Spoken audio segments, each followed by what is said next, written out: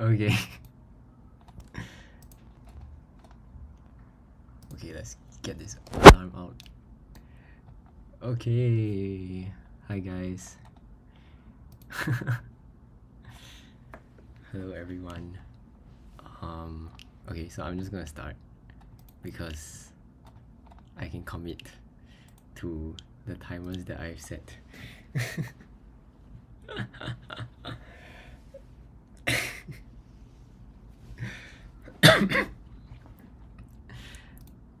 Okay.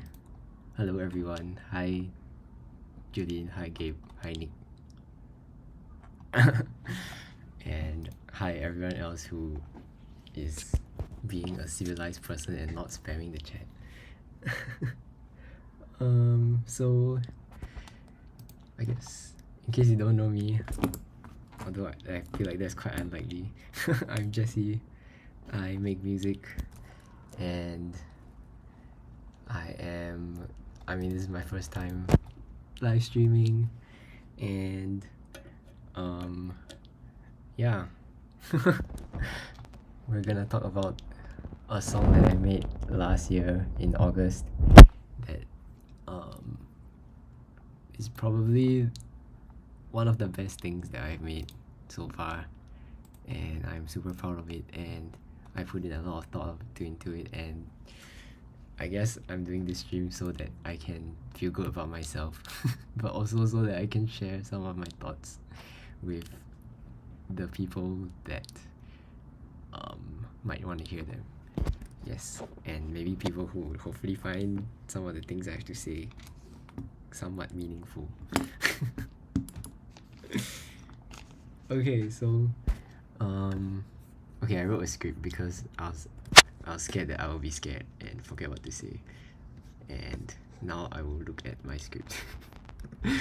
So this song is called Time's Arrow Marches On, which is it's taken from a quote from BoJack Horseman about how time's arrow marches forward and doesn't stop or wait for anyone.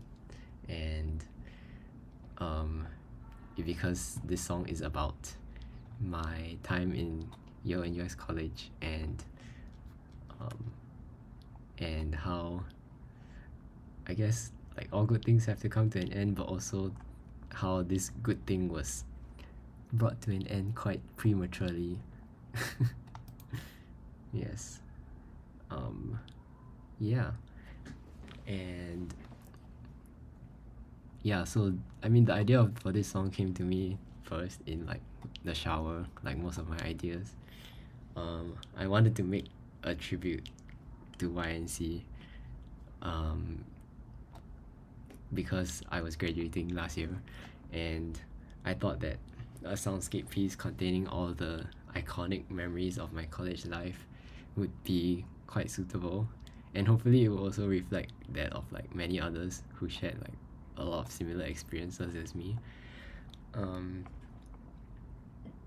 I think the fact that it's a soundscape piece means that like it captures a lot of genuine and artificial recordings, but the main idea is to put the listener in my shoes as like someone who is experiencing like my life and like an observer, I guess, of the things that happen around me. There was like a soundscaping workshop in YNC actually, like I think when I was in year 1 or year 2, and it was conducted by Bani Haikal, who is a lecturer in Yongsu-do, but he also used to be in the shoegaze band called B Quartet, which I don't know if you've heard of it, but they are super old and don't play anymore, but they played at Bay Beats last year. And I was quite drawn to this art form like of soundscaping, and I also explored it through my earlier song called Shower Drain, which is about taking a shower. But in that song I recorded like shower sounds. Like yeah, but that's a thing for another day. Also because I don't have the Logic project for that song anymore after my com crashed, like my previous com. Yeah. Excuse me. So Yeah, and another thing is that this track is a instrumental piece, which I feel makes it more meaningful personally. The narrative is like deliberately structured, but also kept ambiguous enough for the listener to project their own emotions into the music and create like a more personal meaning for themselves. And I guess in a sense, it my piece is a collaboration with the audience, and it invites you to imagine or reminisce on your life as a YNC student. And I also really enjoy using like the emotional aspect of music to like like connect with the audience. So I guess that's why I am going to study music therapy this year. Okay, so before we do anything else, I'm just gonna play through the song in case you haven't heard it. Then if you haven't, you better go and stream it on Spotify right now, and like stream it another 10 times after this stream.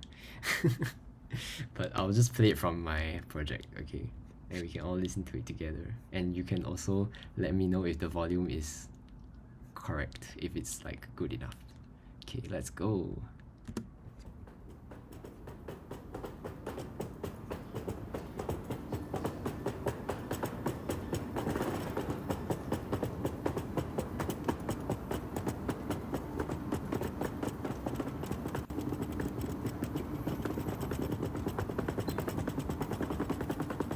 Door closing.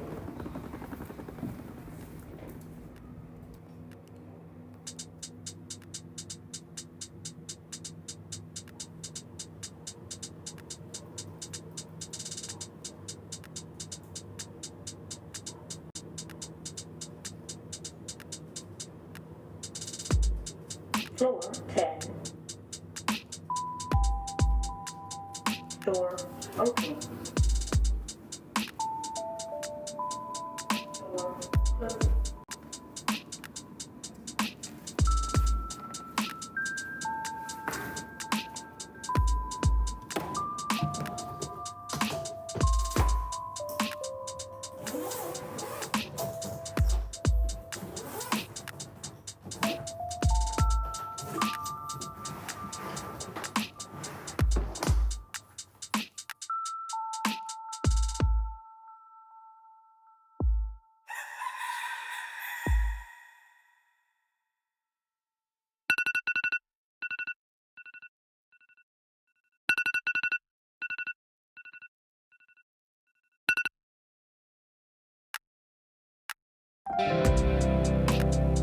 Welcome to quantitative reasoning.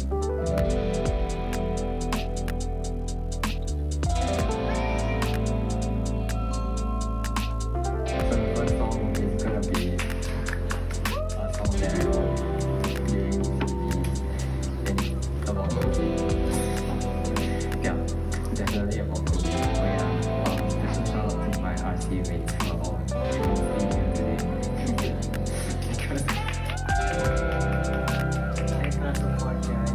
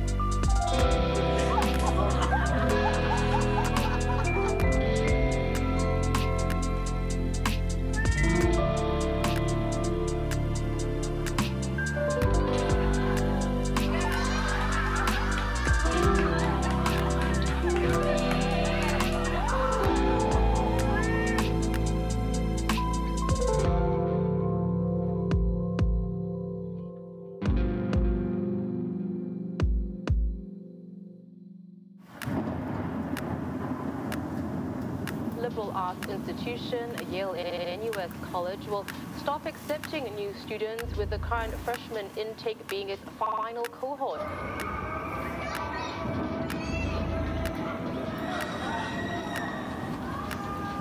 Right, so this next song dedicated to someone very special failure to care for the welfare of staff and students, and who has single-handedly transformed our school. lacking in transparency. His name is... Let's go.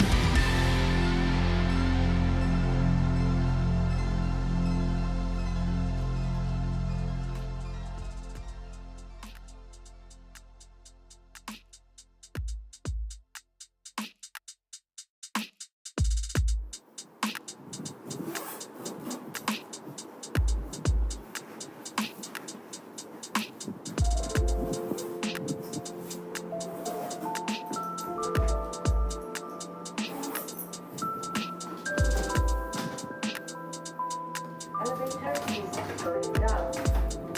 Door closing.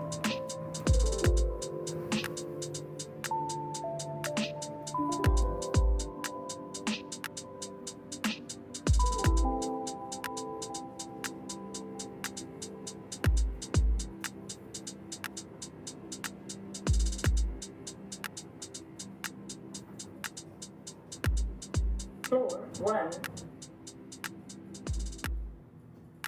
Door opening. Elevator is going up.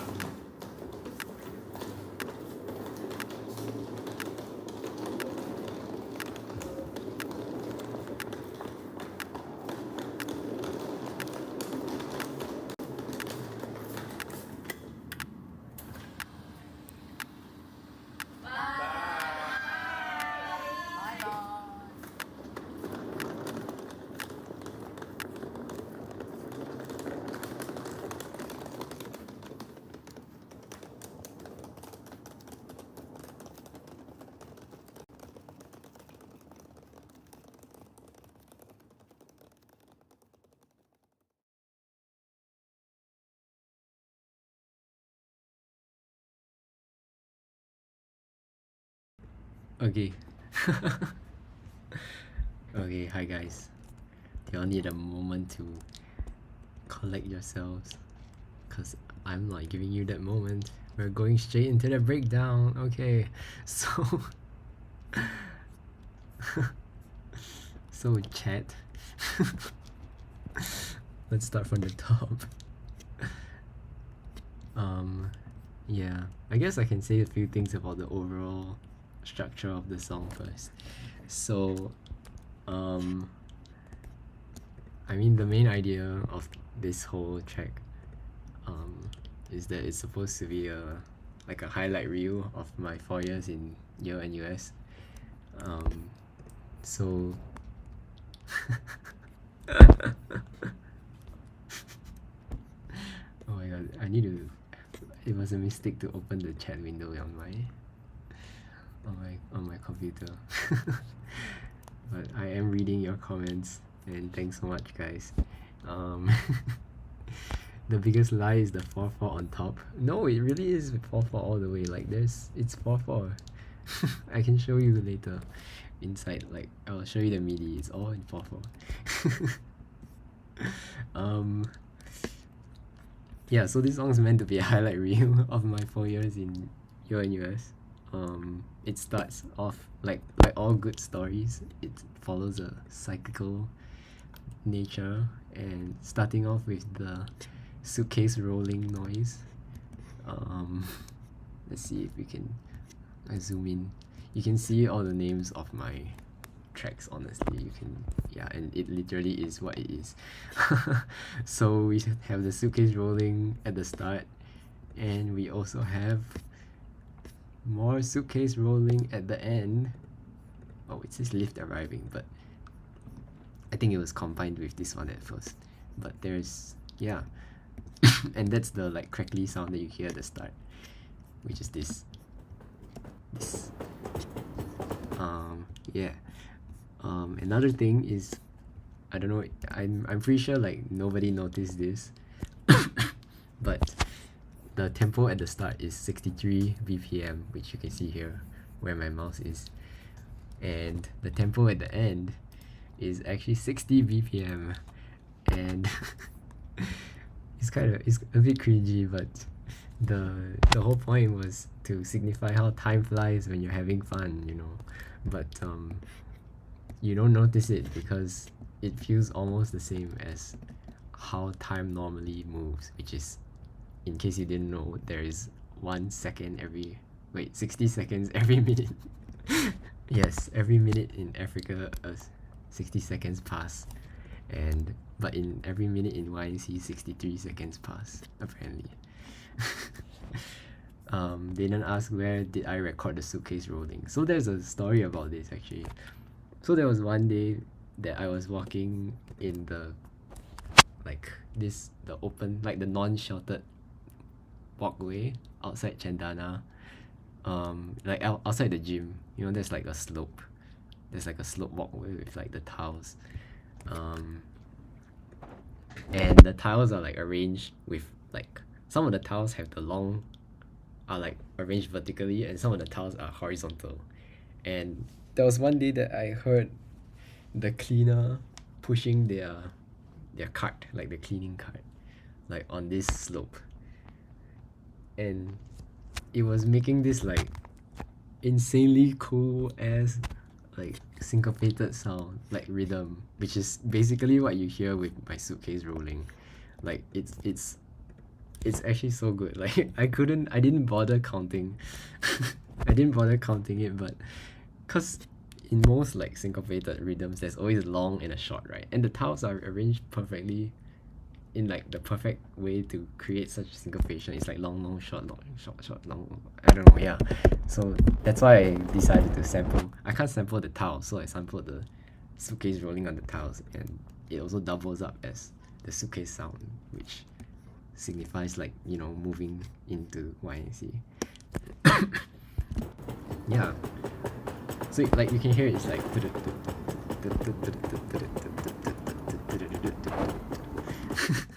and like I was just obsessed with this, and I was like, oh my god, I should make a song out of it. But I never made a song out of it because school is tough and I was busy. But the memory stayed in my brain all the way until I wanted to make this song. So there is the suitcase rolling sound, and the hi-hat in my drum kit later on. Let's see, where's the hi-hat?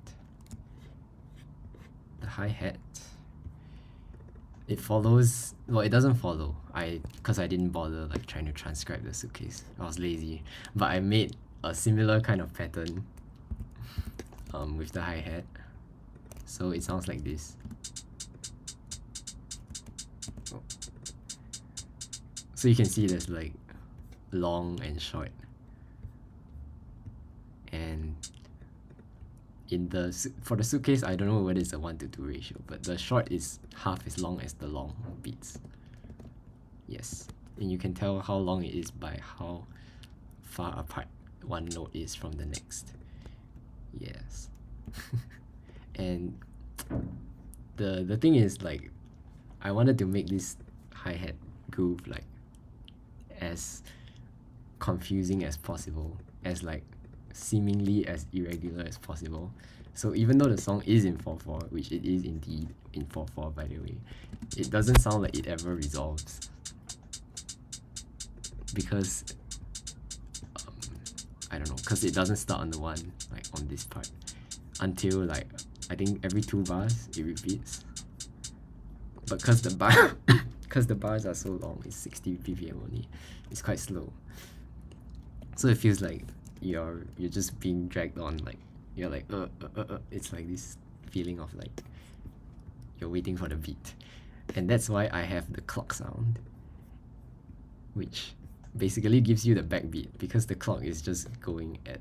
Oh, by the way, this clock sound, I tried to find like a clock sample online, but then I realized I can just make my own clock sound. So I made my own clock sound using 2 claves and they are played at slightly different time and slightly different pitch. So it sounds like this. There is no sound because it's a fade in. Okay, wait, let's go to here. So the clock is the one that's marking the beat, and the hi-hat is just doing whatever nonsense. Yeah, so that's the story of the suitcase and the clock and the hi-hat. Wait, okay, I wanted to say a lot more stuff about the structure of the song also, but I think it will probably be mentioned at some point. Okay, so the next thing in the song is Gabe asked, do you use a MIDI controller or do you just click right in? I click right in because I'm not such a good musician. I'm not so good at playing, like executing it exactly when I want it. So I just, for this one, obviously I just tap one note and then copy paste, and then because Logic you can like loop, I can just drag it like this and it will loop. Yeah. Okay. Yeah, so the next thing is the doors are closing, which I'm sure many of you have heard like a million times by now. It's like, yeah, the lift sound is too iconic. And I actually sampled the whole journey of my lift. Like I actually took the lift up to my floor, like where my floor was, and I just left my recorder on for the whole time. So actually you can hear like the lift whirring sound, which I think is pretty cool. Like it gives it, I don't know, there's just this raw like feeling when there's like background noise in a song. So yeah, that's why I kept it in. Floor 10. And of course you can hear the announcer. Door open. Actually, I don't know why I call it doors are closing, but the door opens and closes.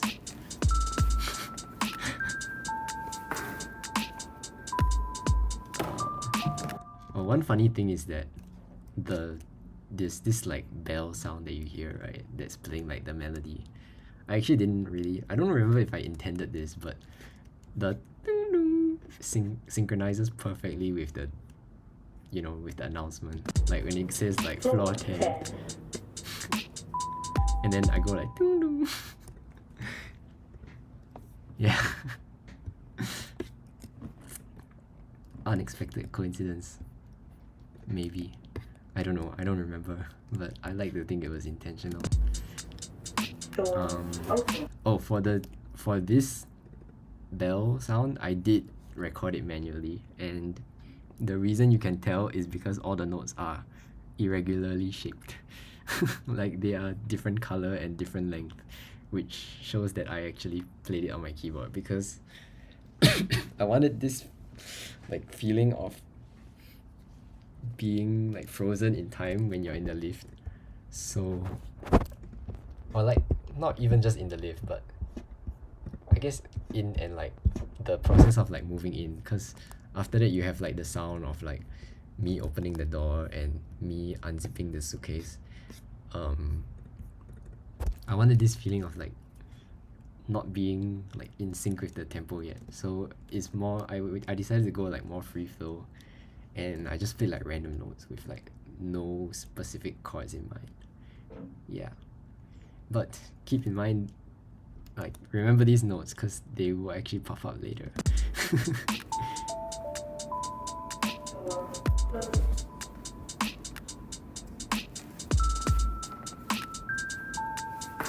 Moving day always feels so long. Yeah, exactly. Like, it feels like a non-day, right?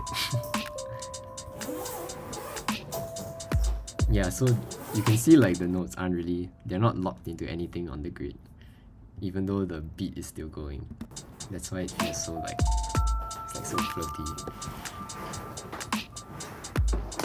Yeah.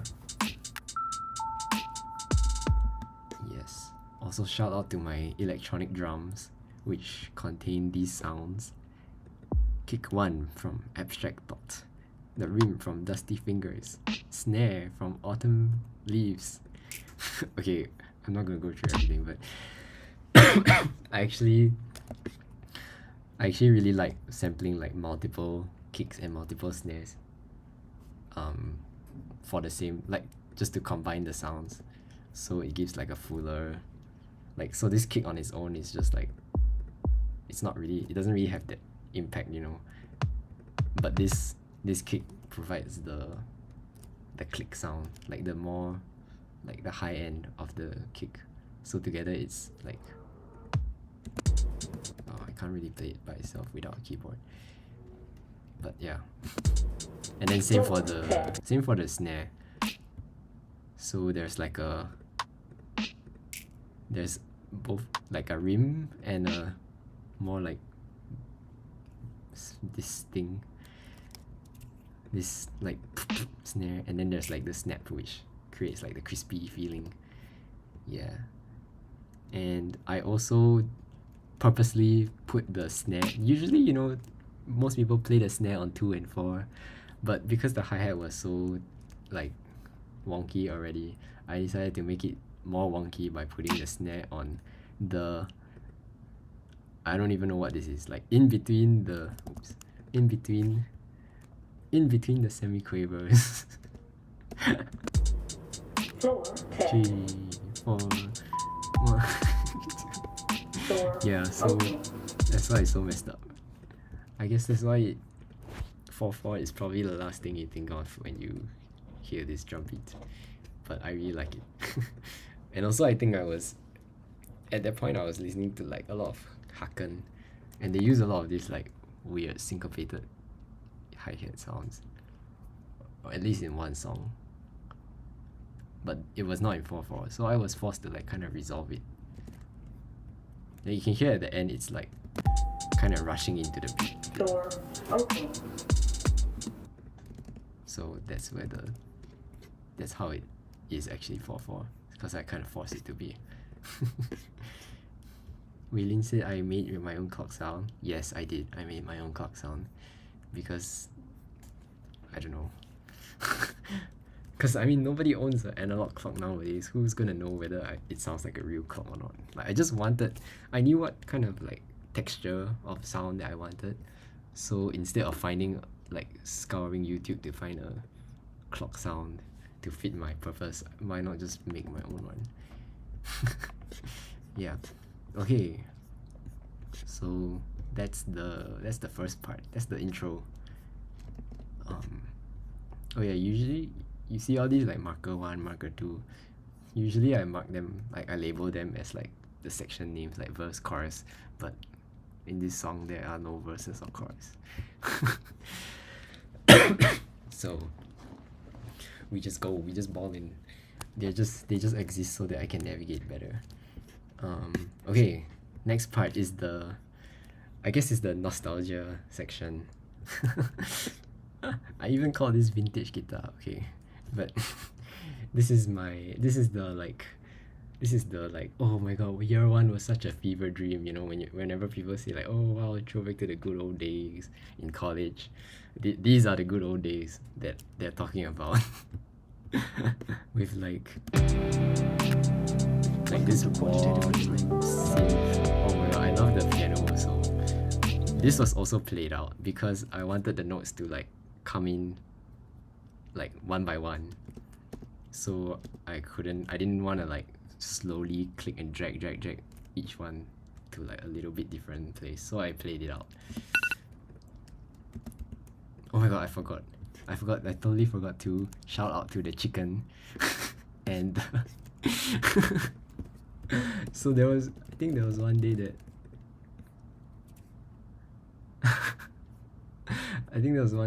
like, I don't know, I was like having supper at U-Town and it was like 2 or 3 a.m. and then the chickens were like starting to wake up already. So I was like, yes, let me just use this opportunity to sample the chicken sound. I think you can hear people talking in the background. Like if you listen very closely.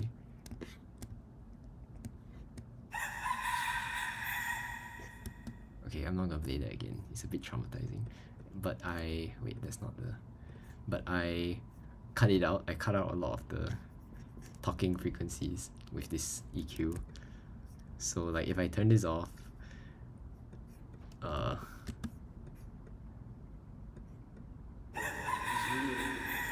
yeah, you can hear someone talking now.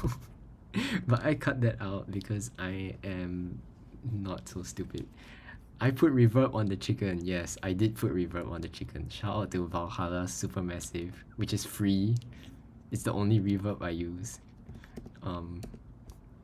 Like for everything, like ever. Like, I just use this, and there's like a million presets. Like there's so many presets.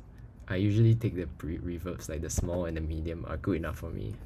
So this is one of those. This is the Bright Room preset, which is should be somewhere here. It's the medium reverb. So I put chicken on the reverb because every time you hear dude, I legit have definitely heard the chicken in my dreams before. And it's like, you know, when things are like happening when you're asleep, it's like all hazy and like and far away, and I don't know why I made that sound, but yeah, so that's why I put reverb on the chicken. And I did not put reverb on the iPhone, so because of the opposite reason, because you're awake and this is like, it's so real. Like I legit didn't do anything. I put a compressor because the it hit really hard and it was kind of painful to hear, so I put a compressor. Yeah, sorry for the jump scare of the iPhone alarm, but honestly, if you listen to the song enough times by now, you should be expecting it. But I remember like when I first released the song, all my friends were like, oh my god, why is that iPhone alarm? I got freaking traumatized. That was also the intended effect. I'm sorry. Okay, anyway.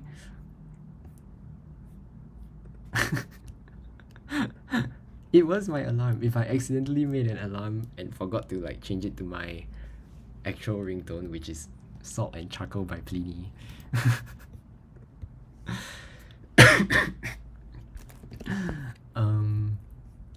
Yeah, so I definitely woken up to that sound before, and it was always very traumatizing because I'm always not expecting it. Yeah, anyway, so on to the good old days. Let's just take a moment to appreciate my chords because I really love these chords. Oh my god, it's so good.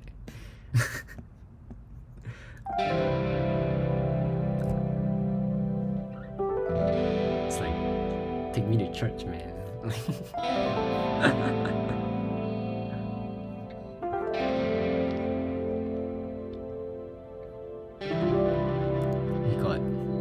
We got the electric piano and the soft piano. So the electric piano is like this shiny sound, and the soft piano is like the more muffled, warm sound, and together they combine to like fill the whole space. plus the pad, which just makes things even more like pretty. Yeah, Gabe, if you wanna borrow some synth sounds for Sunday service, I highly recommend Emerald Haze Pad from Alchemy. If anyone has Logic Pro in your band. And then of course my guitar. Well, like finally, it's not a Jevi song if there's no guitar, right? Oh, I remember some of these chords were like a bitch to play. Like this one was so like.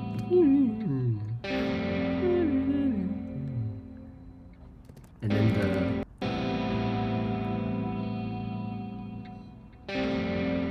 this one was also painful. I had to stretch like 5 frets. 1, 2, 3, 4, yeah, like probably 5 frets. Like if you ask me to play now, I probably won't remember, but this is why it's important to transcribe everything, kids.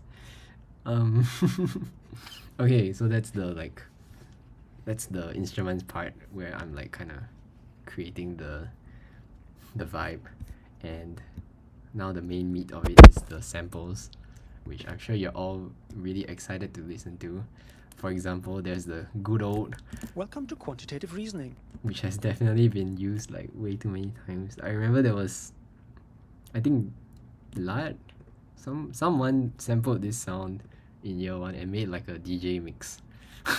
And I was like, damn, they beat me to it. But I don't do DJ mixes, I do like weird shit like this. So I put it in here like just cause like you can't write a song about YNC without good old Michael Gassner and his Welcome to Quantitative Reasoning. I'm pretty sure his channel has more subscribers than me because all the YNC kids are forced to watch his videos in year 1.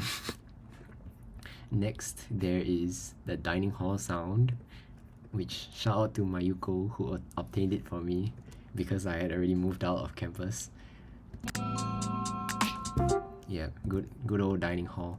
This dining hall scan sound was it's limited to 2024, 2023, 2024. Because it was actually I don't remember whether they had it all the time, but yeah, because we had so many different dining like vendors over the years. But this is yet another traumatic sound. It's like I don't know if you guys remember what the dining hall plates look like, but like every time I see one of those green plates, my stomach just gets a reaction, you know. So I hope this sound didn't trigger any reaction in anyone. Like it's like an evil Pavlov evil Pavlov dog. Yeah, okay. There's also Putu Meow and Putu Meow 2. Putu is one of the cats in Utown who sometimes wanders into YC. Actually, I think she comes by a lot. And there was a video that Julian sent me of this cat, and it was like being super like attention seeking and like circling her legs and doing all that, and it was like meowing so much, so I took the meows. And yep, you can hear the meow, and there's more meow here, another meow, another meow, another meow, another meow. I think it's the same one repeated. Like this one is the same and this one is the same because they were the only like usable ones. The rest was like it had like other noises maybe. But yeah, meow, cat sounds good. We love cats. There's another channel that says Suki. That's because there was another secret, not so secret cat that was in Julian's suite. And she was a very uncooperative actor because every time I tried to record her, every time she meow, I'll be like, oh my god, I need to record her now. So I grab on my phone and be like, can you meow again? And then she would just not meow again. So there was one time that I managed to catch her, but it was way too soft on my phone. So like you can hear the meow, but like the background noise is too insane because like it's too loud because I had to bring up the volume. I had to bring up the gain so much, but then because I bring up the sound, like I bring up the sound of the background noise also, so it's like, yeah, so I didn't use it in the end, sadly. Sorry, Suki. um yeah, okay, so the next sample is from my So Far So Good performance, which I did in year 1. Honestly, this performance was like the reason why I ended up releasing Social Distancing on Spotify. It was like because I played this song. I have a song about COVID called Social Distancing, which is definitely about COVID, which I wrote during COVID, like circuit breaker, before YNC started. But I performed it during So Far So Good, which is this like open mic session that happens like every week. Was it every week or every 2 weeks? Like in the courtyard.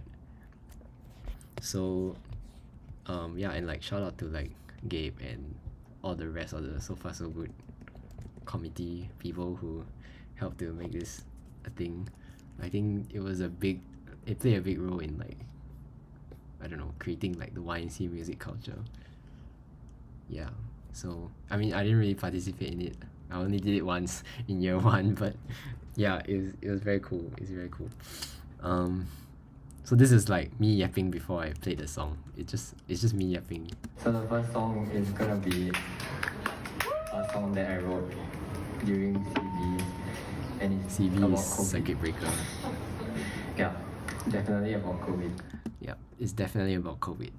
Don't let anyone tell you otherwise. Yeah, and then I said some other stuff. Special shout out to my RCA mates who are all mostly here today.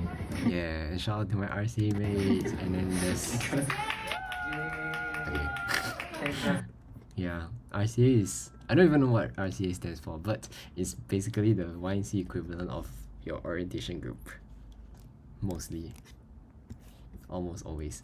Yeah, so I think this group of friends played like a really big part in my college journey, and yeah, we created a lot of memories together. So of course I have to shout them out in my song, and I shouted them out a few more times, such as the happy birthday and the laughing sounds, which are all taken from our group chat. Yeah, so we have a group chat, and like I think in year 1 and 2, where we like people like hung out together more, people would just send like videos of, I don't know, like people just laughing at stuff, and it's like super random. It's either like maybe 2 of my seatmates just like play fighting in a strangely homoerotic way, or like people like laughing about like somebody else, or laughing about some joke, or like, yeah, like like there was one of the laughter is from, okay wait, actually I shouldn't say this story, it's too personal, but it was from a Kahoot quiz. So if you guys, if like whoever knows, whoever was involved knows the context, then yeah, you can probably find the video in the group chat still. Yeah, so there's a lot of laughing, and there's a happy birthday. I tried to I deliberately like faded it out where the person's name is mentioned, because I don't know, I guess I wanted it to be like a general experience. I mean, celebrating birthdays is something that I hope everyone does, and yeah, and like it's a day where like everyone appreciates you, and I guess I wanted to remind people of this feeling of like feeling appreciated by your friends by putting this audio in. Yeah, and I'm sure some people can recognize the person who's singing really loudly in this in this sample. Yeah, so that's quite cool. It's quite a funny sample. It's a bit sad that the birthday celebrations kind of died out towards the end of college, when we were all like busy and like dying from school. But yeah, this whole section is really just a reminder of all the nice things in college when you're not busy like thinking about why are you even here and why do I have to do capstone. Yeah, okay. So the next part, this next section is mostly the same. It's kind of a like a pre-chorus section, I guess. The chords change, so I don't know if you noticed, it starts off like this. Welcome to quantitative reasoning. So there's like a 1, 3, 6, 4 chord progression. So the first song is gonna be, yeah, if I start saying like a bunch of music stuff and it's too confusing, don't worry, just ignore it. If you don't understand, then it's fine. Like it's not crucial to your understanding of the song. But anyway, here there's a change in the chord progression which changes the mood. So it goes from that to this. And you can see like we're immediately going to like a different place.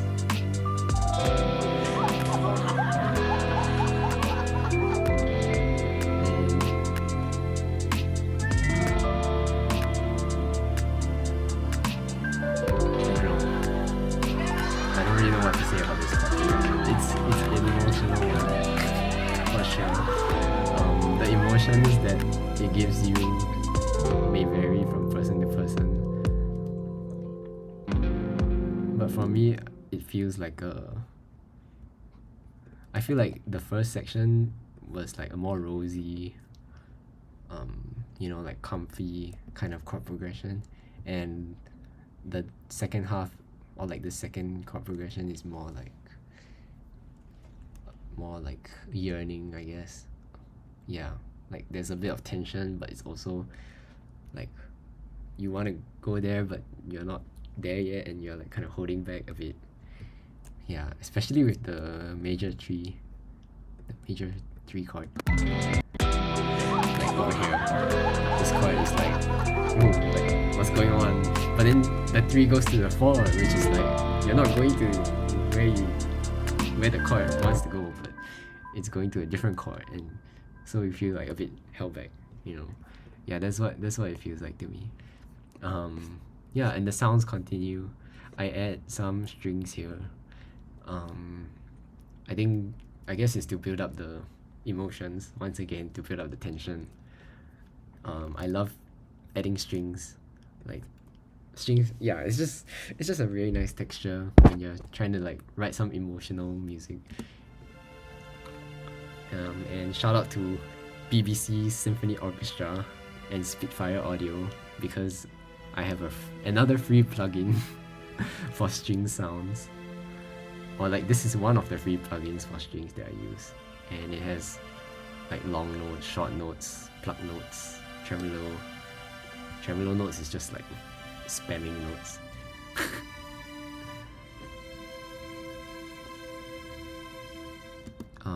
I think these I play. No, I don't. I'm not. Yeah, I'm lazy. So I plan out what chords, and then I plan out the voicings, and then I split it across different tracks so that I can pen them, and so it sounds like a fuller sound.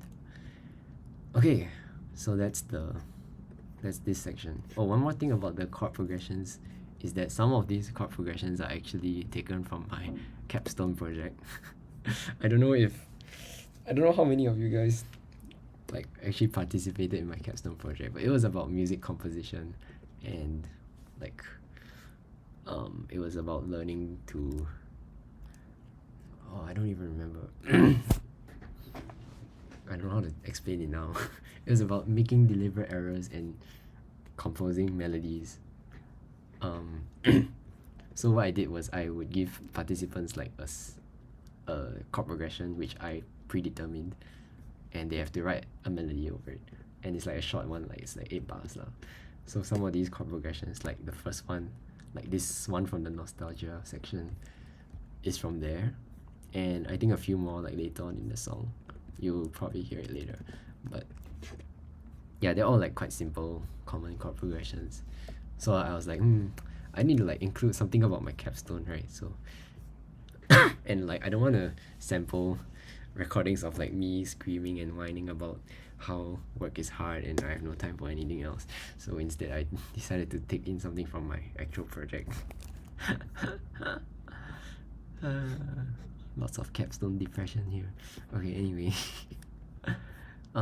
Yeah, so after that, I guess the dream ends. The dream ends. Yeah, that's. I think that's a good way to express it.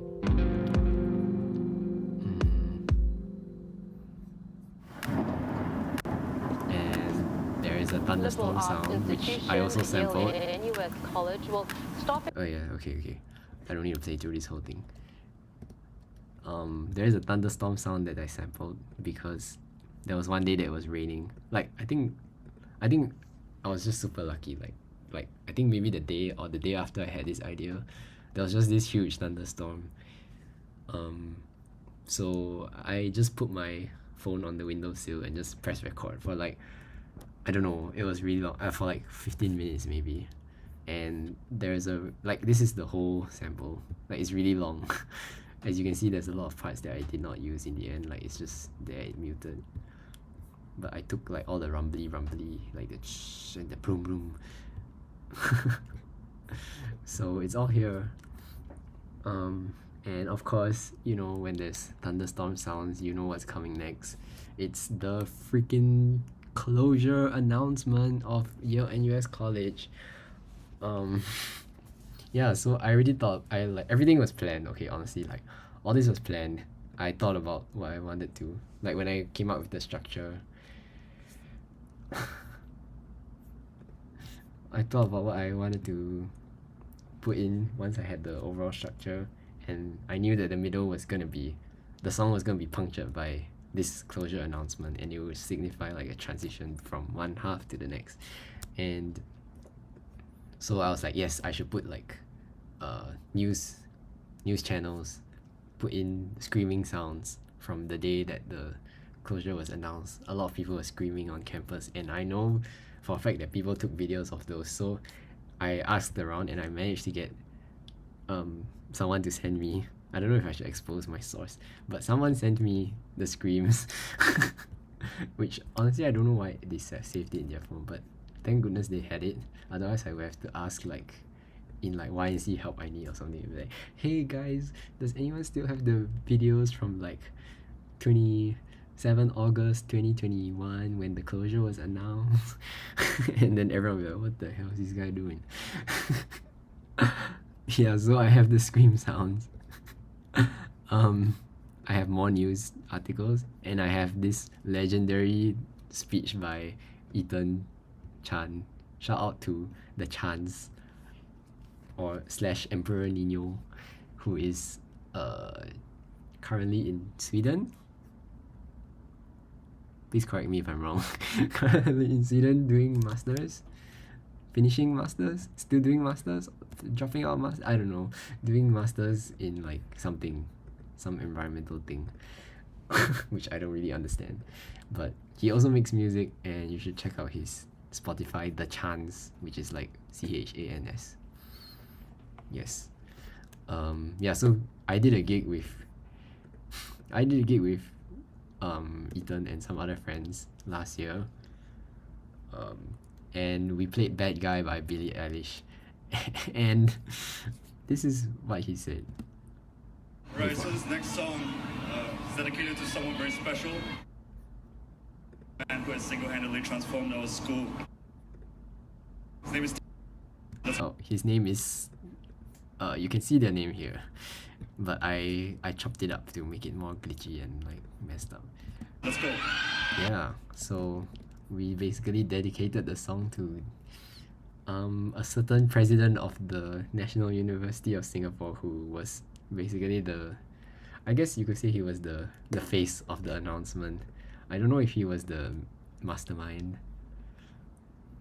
I don't want to like, you know, blame people for things, but a lot of people were angry with him, and maybe still are.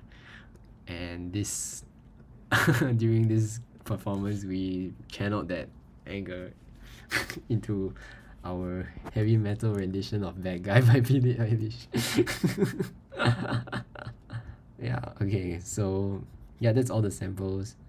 I added a lot more noises to this. I think maybe something that you might not have noticed is I have this stupid guitar noises. It was literally me just like on the guitar, like just tapping the fretboard with my with my fingers and deliberately not playing any real notes.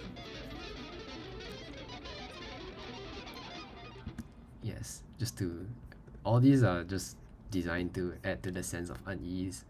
I also I took a sample of the song itself, like of this song. I took a sample of the guitar section from the next, like some of the subsequent guitar sections, and I reversed it. It's giving like, I don't know, like 1980, like Dream Theater or some shit.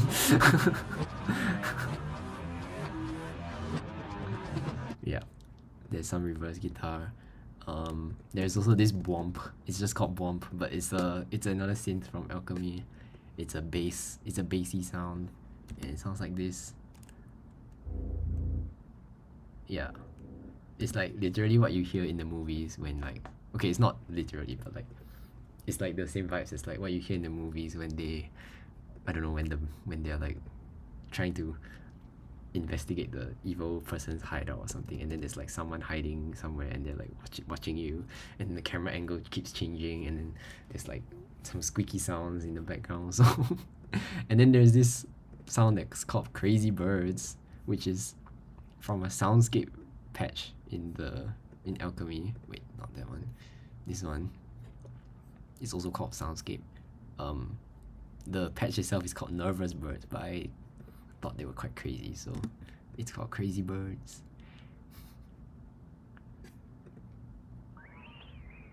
Yeah, it really sounds like Crazy Birds.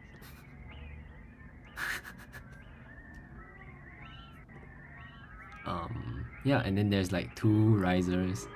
So if you don't know what a riser is, it's like a whoosh sound basically, to put it like, to oversimplify it a bit. It's just trying to build up the tension. Yes, and then this one is a cymbal swell, which is just a reverse cymbal sound probably. Okay, and now we reach I think one of my more genius moves, which is the drum click. The drum click is actually from the sample. It's not a drum click from like my drum plugin. It's actually from the performance that we did. So Let's go. So like, this is literally the drum click of like when we played the song, and obviously the drum click is like a fixed tempo, right? So I changed the tempo of the song to the tempo of the drum click, and that I made that the tempo of the next part. So haha, I'm so smart, right? Oh yeah, if you want to hear this, we can hear it just by itself. Basically what I did was I chopped it up. I chopped up the like half of the first syllable. You can see it's the same. I just copy paste. So it has like a broken record player, kind of like broken CD player vibe. And I also added pitch shifter to make Ethan sound more robotic, and a beat crusher, have more glitchy sounds. Yeah, I also did the glitch thing to like the news articles on certain words, like this. Being its final cohort. Yeah, like the final. Yeah, and this one. Yale-nus College. Yale-nus, because you know, I don't know why I chose those words actually. It just felt right. Maybe you can read some meaning into it. Yeah, what's next? Yeah, so that's this section. I think that's it. this like it's an intermission, I guess, almost. And now we have the part that sounds more like me, I guess, the part that sounds more like the music that I am used to making, which is progressive metal. So we have this starting riff that honestly sounds more like a classic heavy metal kind of riff.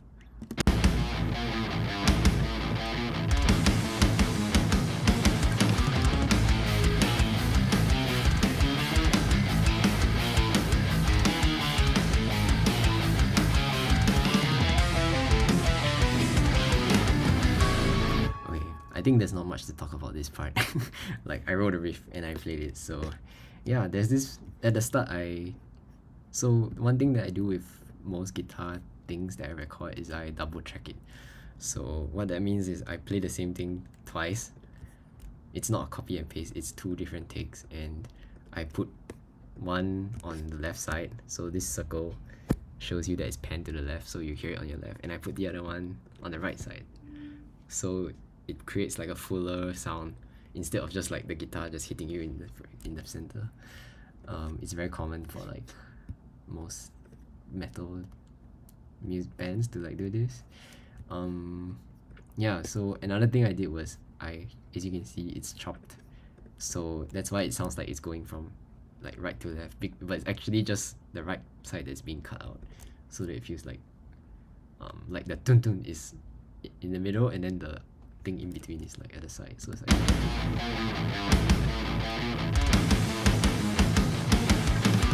yeah. And I also layered the riffs with this synth lead sound. So here, yeah, so I'm just playing the same thing as the guitar in here. Yeah, and I do it again later over here.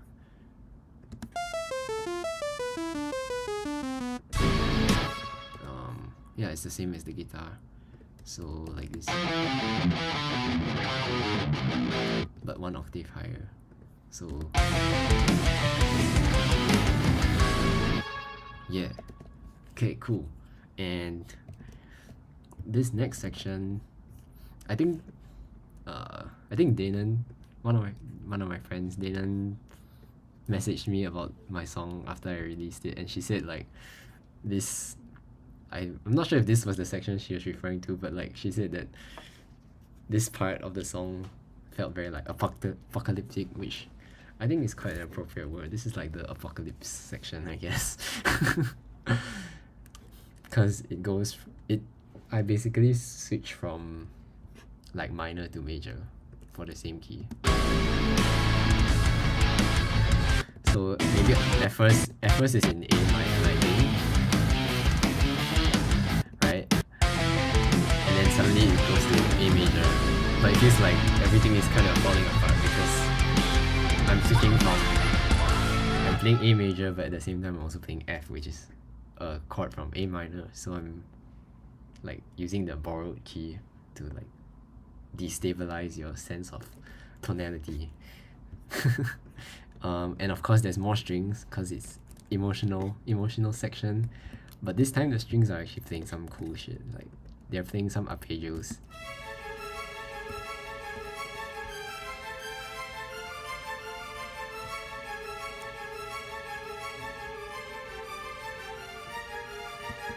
And the cool part about this is that this bell sound that was also from the start comes back in, and it's basically playing the first note of every bar. Like, so the pattern is like 4 notes, right? So the bell is actually playing the first note of the thing also.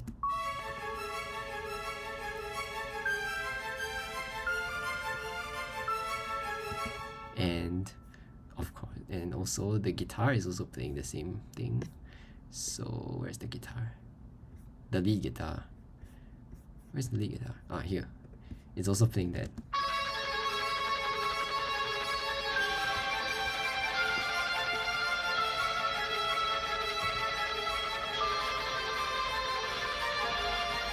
I mean, what's a metal song without some good old tremolo picking lead with like a shit ton of delay?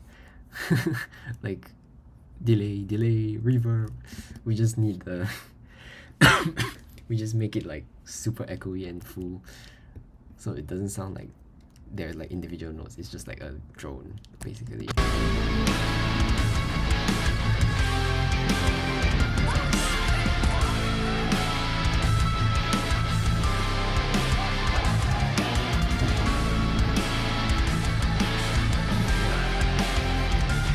Oh, yes, I can talk about the samples as well. So these YNC Cheer sounds like the intro to One Day More. I don't actually remember what that sounds like. Wait, I wanna listen to that. Okay, let's take a break. Let's go to Spotify. I'm gonna search it up right now. Les Mis, I suppose, right? Oh, right, it's this one.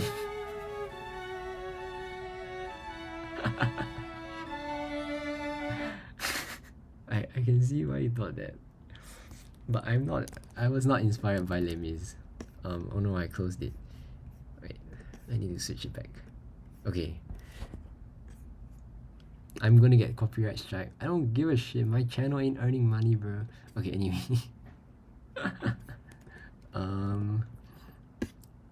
Okay, I can see why you thought that. I was not inspired by that in any way. It was more like I was just following my lead line. Yeah, and I don't have like the same pivot note that the Les Mis song has. Yeah, like the notes are always changing. Okay, let's talk about the samples. So there are 4 YNC cheers. So here's another big part of my YNC life, which is floorball. And one thing that we always did before like every game, like during like whatever competition there was, is we'll do a cheer and we would like, I don't know, sometimes we will put our hands in the middle, sometimes we will like slap our sticks on the ground. Like, I wouldn't do that because I don't want to break my stick, but sometimes they will slap their sticks on the ground. And then we will shout like YNC, yeah. And then so it sounds like this. So sometimes people would take videos and like send it to the group chat. So of course I took those videos and took the audio out and put them here. And I guess the reason why I put them in is because one, floorball was like a big part of my YNC life. And 2, because we're cheering for YNC, like we're literally cheering for YNC, you know. It's like when like we know we're gonna die, but at the same time we're like YNC 万岁, like long live YNC, you know. And I think for me it symbolizes the kind of like determination to keep a legacy and make an impact, like to like show people how our college life impacted us in order to impact, so that we can leave the same impact on others. Yeah. So that was the meaning for me behind this. Yeah. Yeah, I mean it's quite epic, honestly. You hear this like epic full guitar riff, and then you hear like people cheering, and I even put in one more thunder rumbling sound, like the boom. Yeah, so yeah, honestly it sounds quite epic. Look, and I even quadruple tracked the guitars. Like just now I mentioned double tracking. This time I quadruple tracked it to make it sound even larger. So like it's huge. It's just this huge wall of chords.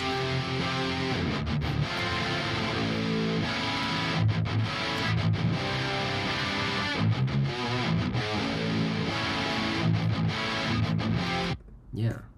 Just boom in your face. And yeah, and then this next one, the next part is also quite cool. The sample is from Graduation, and the chords change again, of course. It becomes more like hopeful, I guess. we go to the classic 4-5-6. The freshest results from the experiment that is yale-nus. We are some of the final products of an intricate labor of love.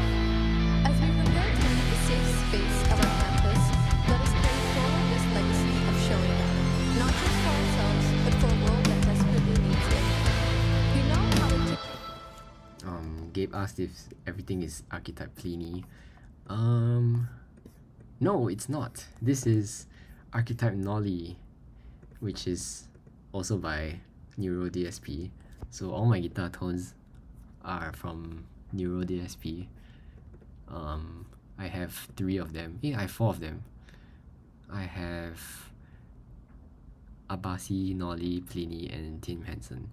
But I use Pliny the most because I just like his tones. I use Nolly for like more heavy like rhythm stuff mostly. And the other 2 is like more niche, I guess. Yeah, it's like when there's something that really I really want like a unique tone. And Tim Henson is honestly really mainly there for the multi-voicer. Cause that shit sounds cool as fuck. Yeah. Yeah, and then the lead is archetype Pliny. I think as you all saw just now already. Cause I just like Pliny's lead sounds. It sounds cool. Yeah. Okay, the next section is the grad speech section, and we move on to like a more hopeful hopeful chord progression, which is also in my capstone project, I believe. It was 4-5-6-3. The freshest results from the experiment that is yale-nus. We are some of the final product. And we can. Okay, so actually this is quite funny. It says YouTube clip, right? Because I actually went to my graduation ceremony like fully prepared to like record a bunch of stuff. Like I wasn't just going there to graduate. I was going there with a mission to like collect samples for my song. Because I was already in the process. I already had like the structure down before that. But unfortunately, all my samples were like unusable because for the grad speech, I was like holding the phone in my hand. I think I was fidgeting too much. Like maybe I was shaking my leg or something. So I kept like bumping the phone. So the mic kept picking up like a lot of like boop, boop, boop, boop sound. So that was not good. Like I couldn't use it. And you can also hear like a lot of like smaller noises that were nearer, like from the people around me. Just like people mumbling or like breathing or laughing. Yeah, so I couldn't really use that. So I went to the YouTube live stream. I went to the YouTube recording and I clipped it basically. Yeah, so like I have such a much clearer sample. So if I remove the plugins, it sounds like this. We are the freshest results from the experiment that is yale-nus. We are some of the final products of an intricate labor of love.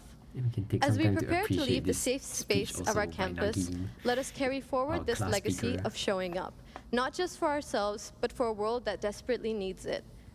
We know how it takes so much courage to care when all forces want to shut you down and wipe you from existence. Yeah, honestly, it wasn't hard. It wasn't hard finding a quote.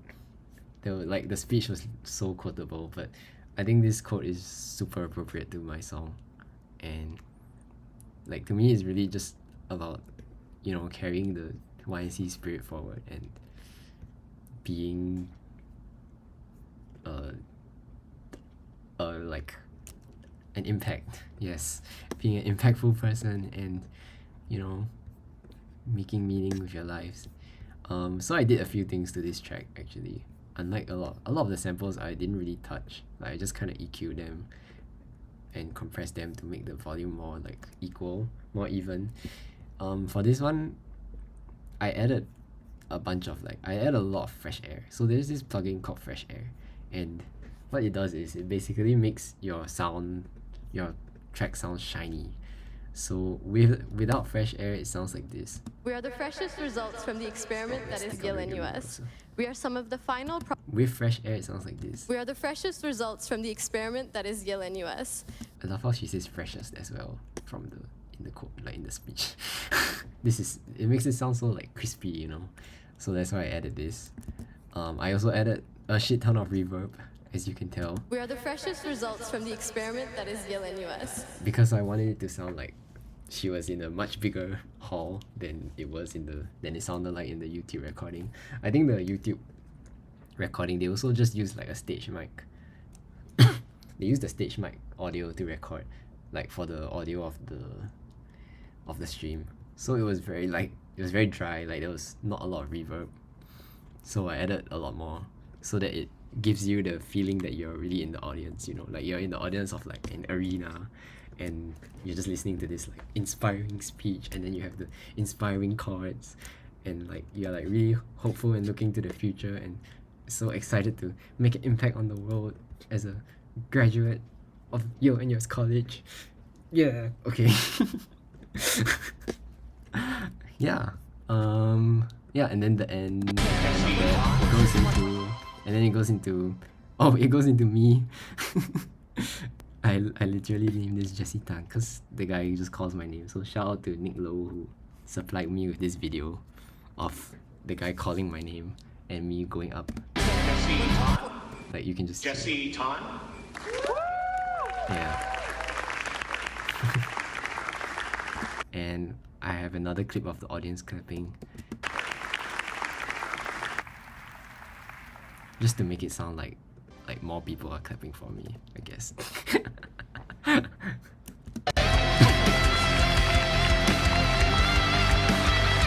then we have a solo. Let's go.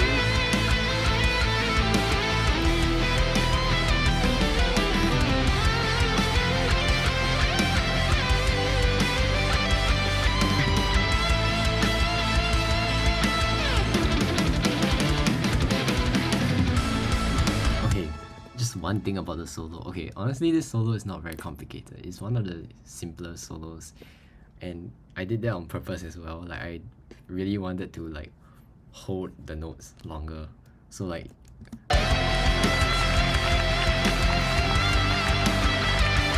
yeah, the note really, it goes for like 2.5 bars.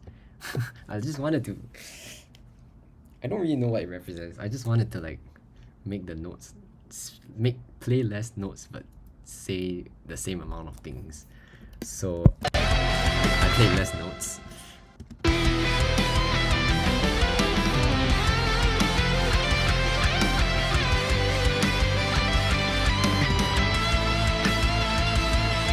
Yeah, another long note there. If you're familiar with my YouTube stuff, a lot of it is much more indulgent and self-centered, where I just spam as many notes as I can possibly do, like, and if I cannot, I will practice until I can.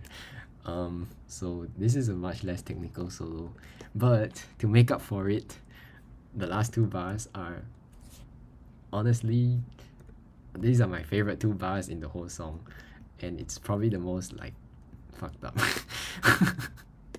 So it sounds like this.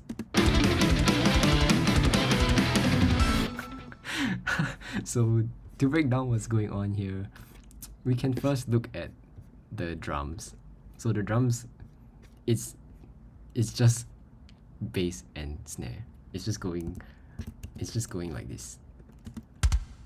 Oh no, not that. The drums. So I'm just spamming I'm just spamming notes, but with syncopation. So it's actually in groups of 5. So if you see, there's a snare, kick, kick, snare, rest. So this cycle of 5, I know there's 4 rectangles there, but the rest is also part of the pattern. So this cycle of 5 repeats, but then I put an extra 2 notes here, a snare and a kick, and then it repeats again and again and again. So when you layer cycles of 5 over like a 4/4 beat, or like any odd number, honestly, like when you loop cycles of 5, like 3, 5, 7, 9, 11 over like a 4/4 timing where everything is divided into 4s, you get this like really like you're lurching forward kind of feeling sometimes. So it sounds like, so if I play it with the click track, like the metronome, wait, let me,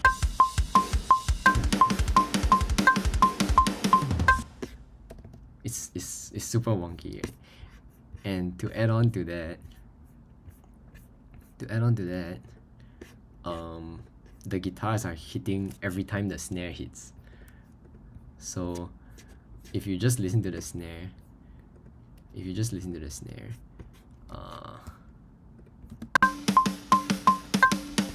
so it goes like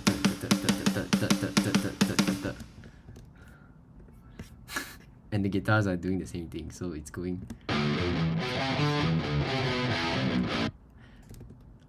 let's hear it with the snare. I need to find the snare. Oh shit. Where is my snare? Aha, okay.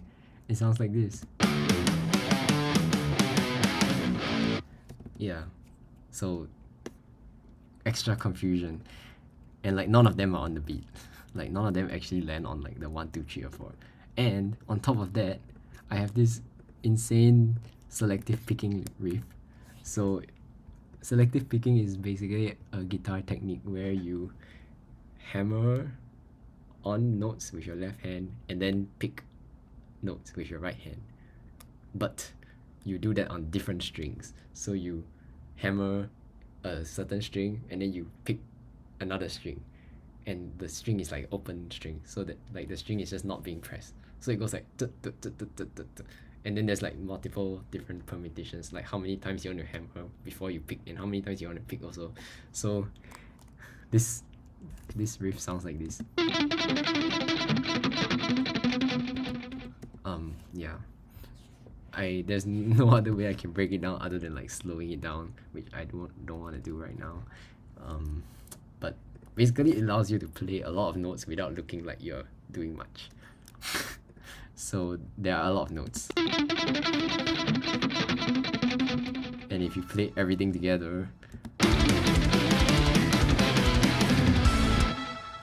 you get this satisfying feel at the end of the solo, which I think is super cool. And this is in a different tone as well. It's archetype Pliny, but I like to use the crunchy amp for selective picking. So this technique is actually developed by a guitarist called Tosin Abasi, and if you remember, Abasi is one of the guitar amp plugins that I have, and a lot of his tones are actually quite suited for this style of playing, but I actually enjoy using Pliny's plugin better for this. Like, I just like his sound when I do selective picking. Yeah, so it's also Pliny, but with a different tone dialed in so that it sounds different from the rest of the solo, and you're just suddenly like slapped in the face with this lick and like and then suddenly it's back to the apocalyptic chord progression.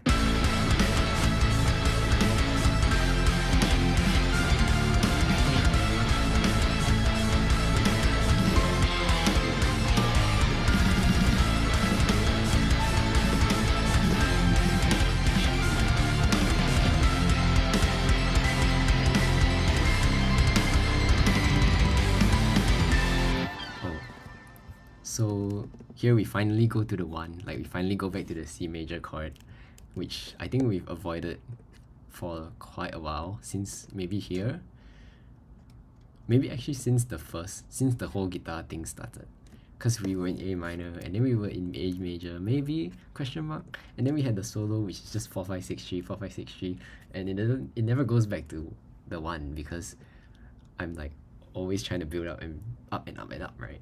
And finally we hit the C, which is over here. And after we hit the C, it doesn't resolve. We end on the 4, which leaves you hanging again. So yeah, I think I just like this. It's very Wagnerian of like just not resolving. Yeah, I took a course on Nietzsche and he talks about Wagner a lot and how like it's yapping for another day. Um, yeah, and then what else to talk about at this part? Oh, there's this synth called Luminous Tines, which I use. Actually, I use it. I first used it for my shower drain song because I really enjoyed the tinkly. So it sounds like this. So it's like a tinkly arpeggio kind of. I mainly use it to play arpeggios, so I program it fully myself. I don't let the computer decide what arpeggios to play. And over here it's playing a pattern of 5 notes. So I don't know if you notice, there are 5 notes that are being repeated. And like I said earlier, when you repeat 5 on top of 4, it sounds cool. And then I cut it into 4 for one time, and then it becomes 5 again, and 5, 5, 5, 5, 5, 5, 5. Yes, and this is just going on like on top of the... It's the same thing here, same 5 notes, 5 notes. It's just going on top of the... Like, so it sounds like this.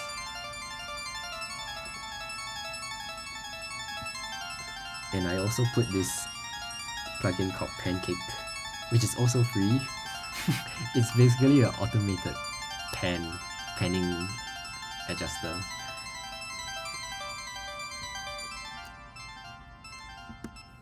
So what this does is it plays the signal from, it like varies the signal from left to right automatically, like along with the tempo of the song.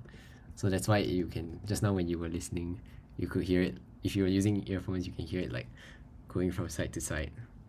So it's just to give it like more depth, I guess, more width. Yes, not more depth, more width. And there's more synths. Another pad that I like to use is Epic Cloud Formation.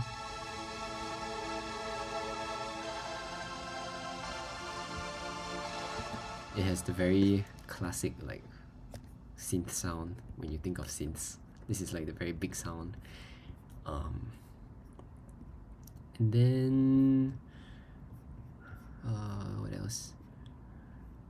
Ooh, I also have this choir. Oh my god, this choir plugin is so cool. I discovered it like around the time when I was making the song.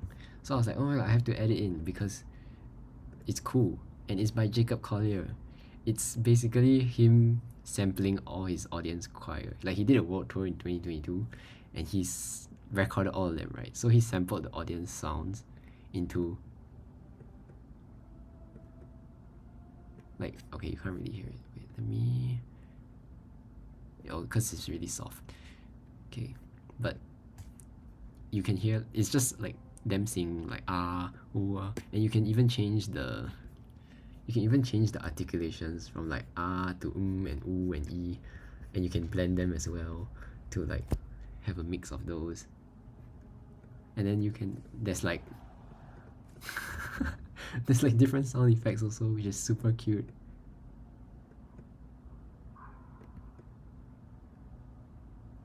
Yeah, and they can even sing chords. Like, how cool is that? And I was like, oh my god, I have to add in the choir to represent, like, you know, the collective.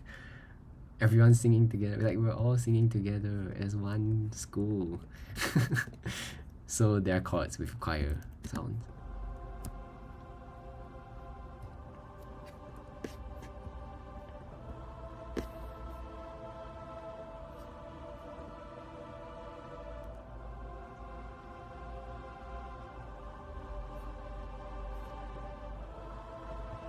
Yeah.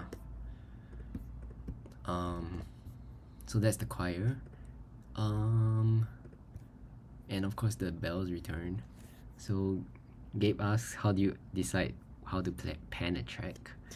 The general rule of thumb is your lower frequencies want to stay in the middle, and your higher frequencies, the higher you go, the wider it goes. So like stuff like your kick and your bass are like dead center. And for my drum kit, it's auto pan already, like it comes with the plugin. I don't know how to find it. Oh yes, like for my drum kit, I'm using Get Good Drums and it's the periphery kit. So you can kind of hear like the placement of the kit pieces kind of matches like the position on where the kit is, like where, like imagine you're a drummer and you're playing the kit, like where you hear the, like for example this tom is like all the way on the right, like you can kind of hear it, it's like auto, it's already set. And yeah, it's like all this panning is like default, so I don't even think about that. And then my bass is like in the center. Actually we can just look at the mixer. It's a bit messy, it's a bit intimidating, but everything else I just kind of agak-agak, like I just kind of estimate where I want it to be. I try not to put too many things in the same like region. So for example, like this epic cloud formation, this synth here, I put it in the middle, but I have this stereo spreader which basically spreads the signal based on the different frequencies that exist inside. But for the other synth, wait, did I do that for the other synth? Wait, where's my Emerald Haze? Oh, I also did that for the Emerald Haze pad, but I did it with a different setting so that it doesn't like clash as much. The choir is just kind of everywhere because that's just how the plugin sounds. Like, yeah, it sounds quite wide already. Okay, I think for this song I didn't do a lot of panning, honestly, because everything was just very big. Like every instrument kind of filled the whole space mostly. I think for like some of the more like melodic synths, I try to put them a bit more to the side. Like this bell is to the side. Like this piano, like this electric piano and the soft piano, I pan them on opposite sides the same amount so that it's like balanced. All these strings are also panned differently to like feel like a real orchestra is in front of you. Yeah, what else? This yeah, I talked about the pancake already. Yeah, and then the guitars. So when I double track, I usually put one all the way like to the max left and max right. But if I quad track, there's two more that are kind of like not so far out there, like here. So you can see it here, 45, and then this one 64. And then the lead is always like somewhere in the middle also, because so like whatever like instrument you put in the middle is probably the one that's gonna catch the most attention. So yeah, that's why the lead's in the middle, and then all the other stuff at the side is like softer. It's like ear candy lah, basically. Like these luminous tines, every time the pancake moves it to the side, it's like, oh wait, suddenly it's there, and like, oh, suddenly it's there, and then you get dopamine. Yeah, so that's panning. Okay, so now we reach the end of the solo.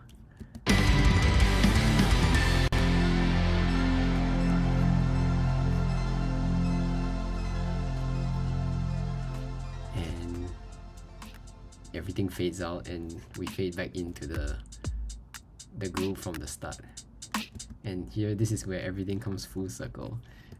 Yeah. One thing I like about this section is these luminous tines. You can hear like it goes like ding, ding, ding, ding, ding, ding. Like I actually played it out. Okay, I didn't play so what I did was I actually played the delay. Like it's not actually there's no delay effect here. As you can see, there's no plugin that says delay. I actually manually played the notes.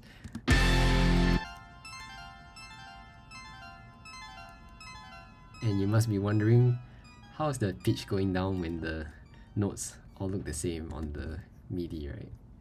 So what actually happened is that I automated the pitch shift. There is a pitch shifter plugin, and as we go, it's dropping the pitch.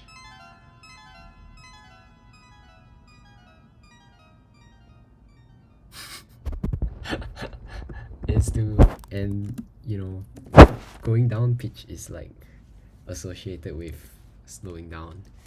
So that's the effect that I wanted to go for. It's also accompanied by the tempo change. You can see here we go from 170 all the way down to 60. So these few bars is basically the space that I gave myself to slow down the tempo.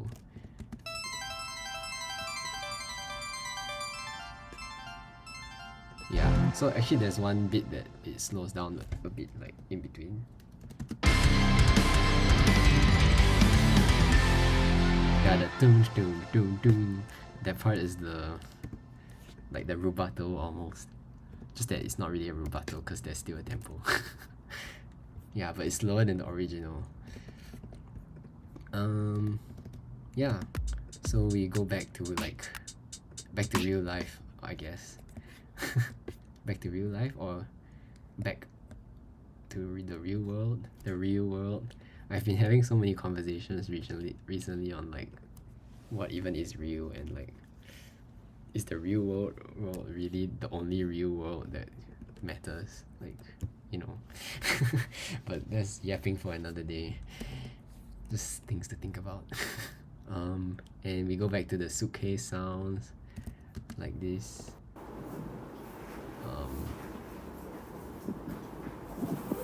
Yeah, actually it's quite funny. Like, I felt so stupid when I was recording this. Like, all I did to record this is like, I just took my empty suitcase out from under my bed, and then I started my recorder, and I was like, okay, zip, close. Okay, then pause recording, then play recording, then zip, open. That's all I did for the suitcase closing and opening sounds, and it was empty, so like it sounds so silly. But it was a fun process. This is what I mean by artificial samples, by the way, to answer like some question that I saw like from the start. Someone, I think Julian asked, what does artificial sampling even mean? I guess I meant like inauthentic. Like, it wasn't organically found. It wasn't a found sound, you know. I orchestrated it. So suitcase closing is definitely one of those. The most orchestrated sound is this bye sound that I forced everyone. I didn't force everyone. So there was one day that I was just hanging out with my friends, and like just when I was about to leave, I was like, guys, can you guys just say bye like one time to my recorder? Like, I'm gonna record you guys saying bye. It's for a song. And they were all like, oh wow, so exciting. Okay, let's do it. So they came up with this, and we only had one take, and it just sounds so silly. Like, you can hear people, like, everyone's just saying it at different sounds, and like someone, I don't even remember who it was, but someone just went like my, and then someone went like my at the end. Like, I don't know if you can hear it. It's so silly. But I used it because, I don't know, it's just, I know, like, when people listen to this bye, some people are like, they get emotional and are like, oh, everyone's saying bye because they're leaving the school, and oh. But every time I hear this part, I just laugh because I hear the silly people in the background saying bye and bye. Yeah, I love my friends. Okay. Yes, professional audio engineer Ethan Chan says panning is usually RNG between -64 and +64. Honestly, I should try that one day. I should just try that. See how like weird it sounds. Like, even for drum kit also, just randomly choose a number. Yeah, okay. So the last thing, like one more thing to say about the ending is the chord progression is actually we're gonna take another detour here. It's actually the same as my social distancing outro, which I'm just gonna show you now because wait, no. I'm just gonna show you now because I want to promote my own songs. So it sounds, the outro sounds like this.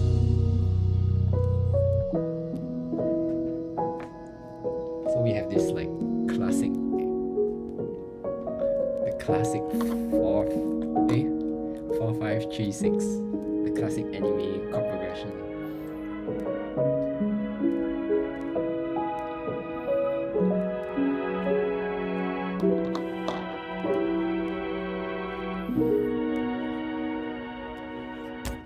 So in this song, in social distancing, I had like some vintage sounding strings to like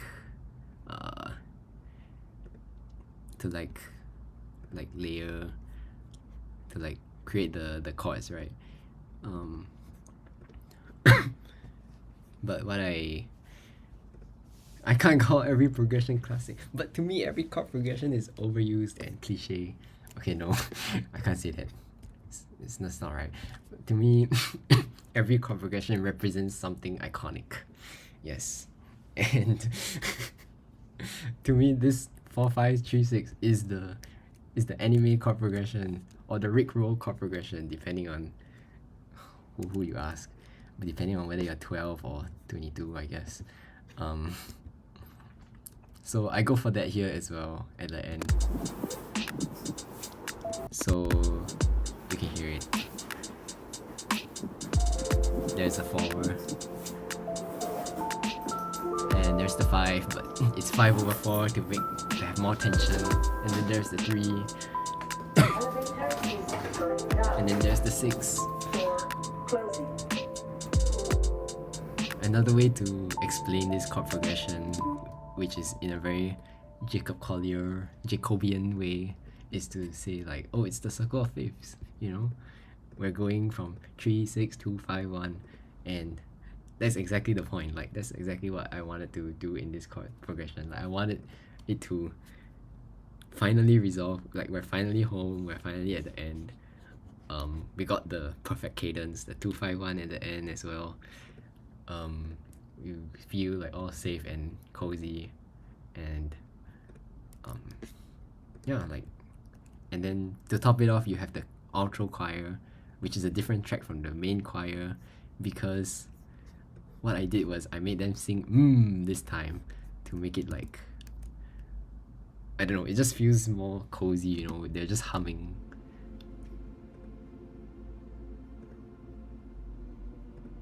And it kind of reminds me of, I'm gonna say something really unhinged now, but it kind of reminds me of the Mr. Bean end credits music. You know, when there's a choir singing the song and Mr. Bean is just like getting taken back to his spaceship or something.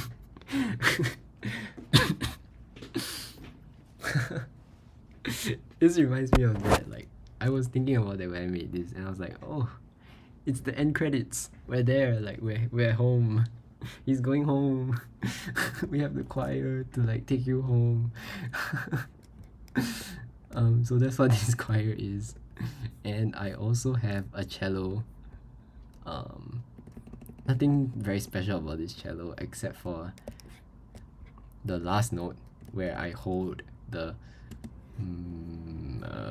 like the low C. It just goes, and we go together with the choir. Yeah, and we just hold the C chord for like as long as it takes for you to like catch your breath and heave a sigh of relief that you've survived the 7-minute ordeal that is my abstract ass composition.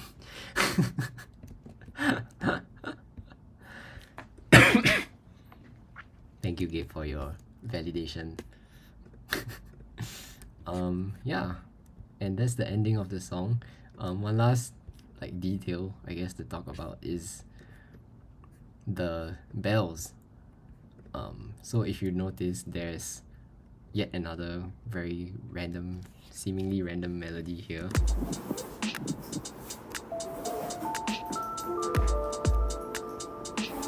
Right? So I feel like this detail is probably something that maybe 1% of people might have realized, like without me telling them. Like maybe a very small proportion of people will realize, but not as small as like the people who realize that the tempo of the start and the end are different. Okay, so what the trick is that it's actually the same notes as the starting one, this one at the start of the song. Floor 10. Okay, so we have the doo doo, right? And guess what? That's the last two notes of my song.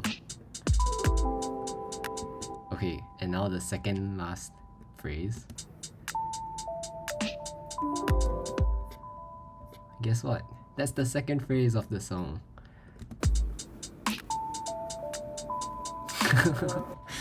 And so on. I think I vary it a little bit so that it fits the chords, but this one is the longer one.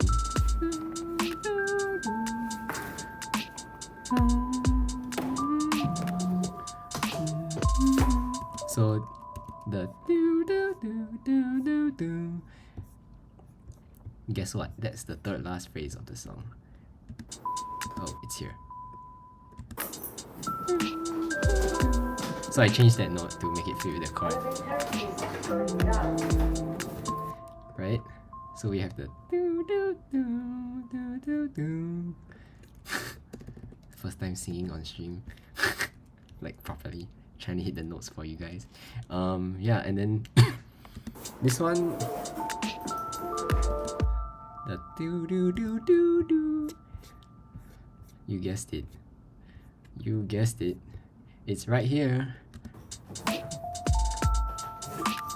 Haha. Please, someone tell me I'm a genius in the chat.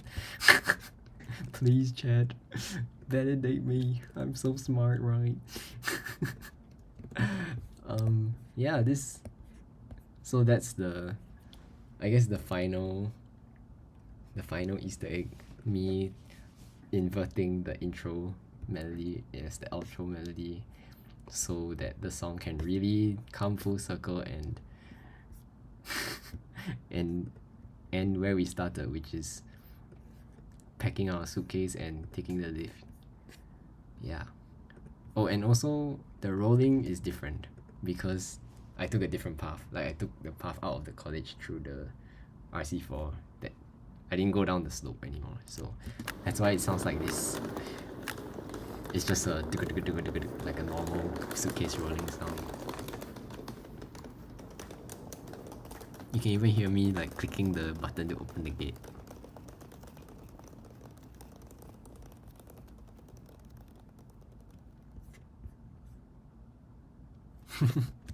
Yeah. Oh my god. We did it, guys. We finished the whole song.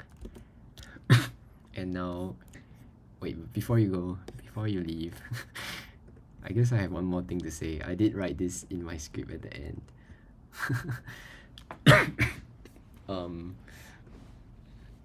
I wrote in my script, say some sappy shit about YNC community. And so please don't cry. Actually, I don't know if I'll make anyone cry. I probably won't. But like yeah, I mean, to round up everything, I guess I just wanted to say that, like, you know, this song is really like just a dedication to YNC and the community and the space, and like everything good to come out of there, which is like all of us basically. And for me, like a cold-hearted hermit ass who like spends all, like, who doesn't even study in like classrooms or the library. I only study in my room, and I hardly go for all the free food events or like all the party things. All I do is like stay inside and I think it's still very heartwarming to see like yale-nus community, and like the way that people kind of band together with whatever, like just as they are, just to like, you know, find people that have that have similar interests or like similar passions, just to like you know, interact with each other. I think it's super heartwarming for me to see even if I didn't participate in much, I I always appreciated it from a safe and comfortable distance, and I guess that's the beautiful part about YMCA, huh? It's like you can just do whatever, and there's always something worth appreciating about that experience. Yeah. And thank you, Ethan, for unsubscribing so that you can sub again. Please subscribe to my channel if you haven't. Not all my videos are this meaningful or in-depth. They are mostly just fun guitar things that I do. But I don't know.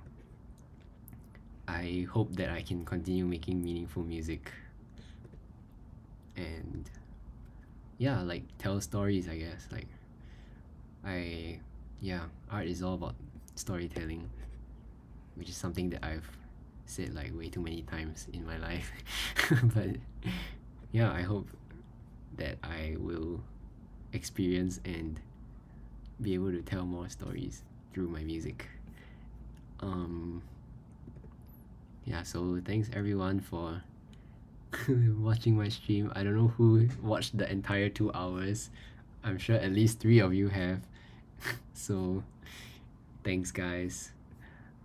Thanks for your support, and to everyone who's watching like the recording of this on YouTube, thank you for watching as well, and please I don't know, just leave your thoughts, leave a message, leave a leave a subscribe. Just do something to let me know that